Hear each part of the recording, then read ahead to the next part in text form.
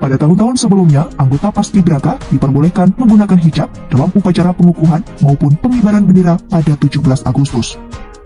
Namun BPIP memutuskan untuk menyeragamkan tata pakaian dan sikap tampang Paskibraka pada 2024. Hal tersebut seperti yang termaktub dalam Surat Edaran Deputi Diklat Nomor 1 Tahun 2024. Dalam surat edaran itu, tidak terdapat pilihan berpakaian hijab bagi anggota Paskibraka yang menggunakan hijab. Wahyudi kemudian menjelaskan penyeragaman pakaian itu bermula dari semangat Bhinneka Tunggal Ika yang dicetuskan oleh Bapak Pendiri Bangsa, yakni Insinyur Soekarno. Kata dia, nilai-nilai yang dibawa oleh Soekarno merupakan ketunggalan dalam keseragaman. Ketunggalan itu diartikan oleh BPIP dalam wujud pakaian yang seragam. Terlebih, menurutnya, para anggota Paskibraka akan bertugas sebagai pasukan.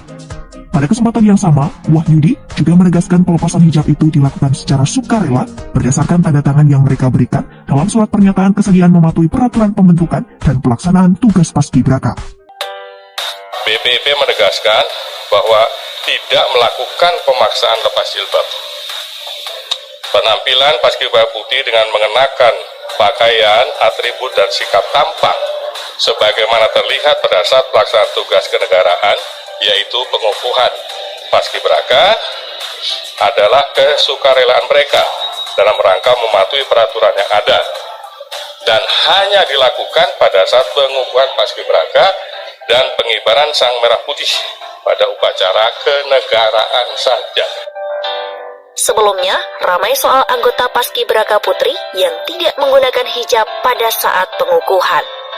Padahal dalam keseharian, sejumlah anggota Paskibraka Putri itu menggunakan hijab. Guys, kembali lagi bersama saya Bang Bill. Offside kali ini saya mau membahas tentang hal yang viral. Secara kebetulan kita sedang mau menikmati 17 Agustus dan biasa kalau bicara 17 Agustus maka kita akan bicara soal upacara kemerdekaan Republik Indonesia. Memang untuk kali ini, kali pertama kita akan menyaksikan bahwa 17 Agustus upacaranya akan digelar di Ibu Kota Nusantara atau IKN yang ada di Kalimantan Timur. Nah, menariknya menjelang kegiatan upacara 17 Agustus kita diviralkan dengan adanya peristiwa salah seorang Paskibraka Putri yang kemudian tidak menggunakan jilbab. Ada yang mengatakan bahwa ini adalah sesuatu yang dilarang, dipaksakan. Ada juga komentar yang mengatakan ini cuma arahan ya, sekedar menyampaikan dan sebagaimana ini bagian dari aturan yang harus diikuti oleh setiap Paskibraka Putri terutama.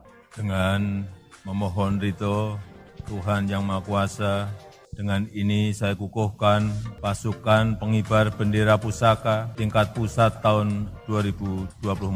Ada 3 catatan penting menurut saya yang perlu kita komentari terkait Paskibraka Putri yang bisa atau tidak menggunakan jilbab. Pertama, ini juga berkaitan dari surat keputusan Kepala Badan Pembinaan Ideologi Pancasila itu sendiri yang tertera dalam nomor 35 tahun 2024. Memang dalam aturan tersebut ada standar pakaian. Nah, hanya ada 2 jenis pakaian, yaitu pakaian yang dipakai oleh laki-laki dan juga pakaian yang akan digunakan oleh Paskibraka Putri. Menariknya, dalam konteks Paskibraka Putri, sebagaimana yang diatur dalam peraturan tersebut hanyalah sebagaimana pakaian yang sering digunakan oleh Paskibraka Putri pada umumnya, di mana tidak ada jilbab di sana, dengan potongan rambut, kemudian kopiah, serta ada simbol-simbol tertentu yang kemudian dipakai oleh mereka sebagai Paskibraka. Seandainya peraturan ini memberikan ruang kepada muslimah atau kepada siapa saja yang meyakini jilbab sebagai pakaian yang harus dia gunakan, maka sesungguhnya peraturan ini juga memberikan desain dan juga bentuk-bentuk bagaimana seorang Paskibraka Putri menggunakan pakaiannya dalam konteks berjilbab. Artinya, ketika tawaran atau alternatif pakaian berjilbab ini tidak diberikan atau tidak dimasukkan dalam peraturan,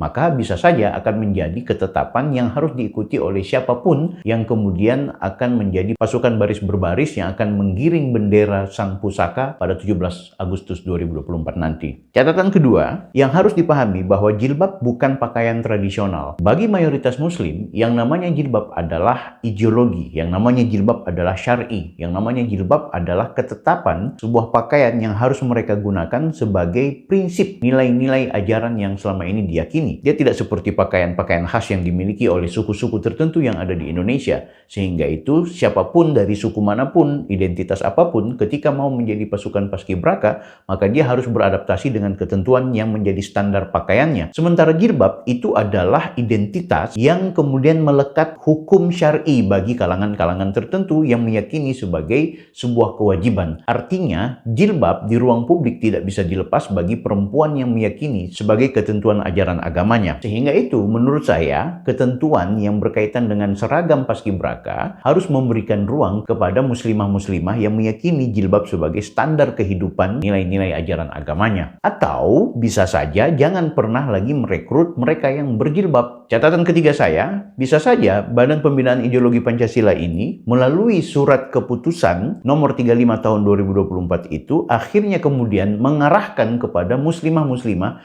yang menggunakan jilbab ketika menjadi pasukan paskibraka, maka yang bersangkutan akan diarahkan agar seragam mengikuti ketentuan yang sudah menjadi normalnya. Oke, bisa saja tidak ada paksaan, tidak ada perintah yang bersifat menjadi sebuah kewajiban, tapi tetap saja mengarahkan untuk menggunakan identitas sebagaimana ketentuan yang berlaku, itu juga bagian dari cara yang kemudian mengkebiri apa yang sudah menjadi nilai dan norma setiap orang dalam berpakaian. Jadi, pangkal utamanya ada pada surat keputusan yang berkaitan dengan standar berpakaian pasukan paskibraka. Pada tanggal 17 Agustus 2024. Semoga Tuhan Yang Maha Kuasa memberikan rahmat dan kemudahan dalam menjalankan tugas negara.